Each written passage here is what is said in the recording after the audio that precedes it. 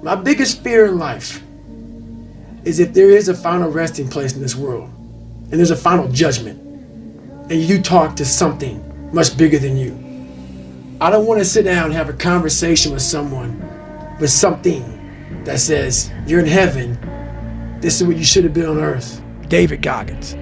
I see my name, and I see all this shit, and God goes, hey, you say, read this, man.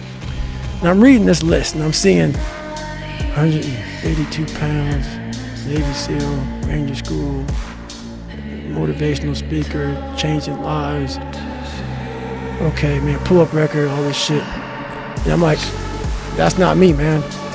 And God looks at me and says, that's who you were supposed to be. And are you really in heaven now, or are you in hell? Thinking about how much I left on the table for fear. The unfulfilled potential is the story of most people's lives. It is. It is. And it could have been the story of mine. For not willing to go over the wall, and over the next wall, and over the next wall. So in my mind, I believe that. I want God to be up there right now as we're speaking, to have a board, and them up there right now getting their pin out.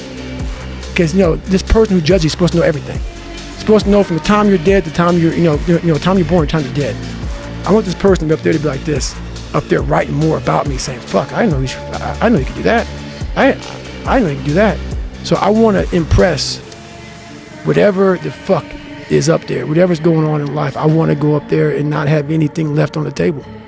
I want to drain my soul of every fucking bit of person I am. A lot of people start from a good starting point. They have a good foundation. What if you can surpass all of these motherfuckers?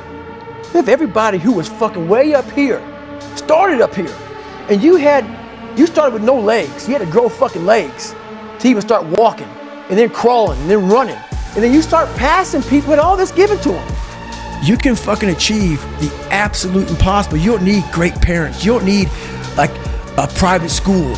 You don't need to have this humongous GPA and all this other shit. What you need is the one thing I talk about in my book, which is straight up brutal work ethic. You have to be willing to outwork everybody in the world. I had to use all this negative shit that was making me weak and horrible as a person. I had to use this as the power that now fueled me. I had to flip it on its head and say, hold up. This might be exactly what I need. The darkness is exactly what I need.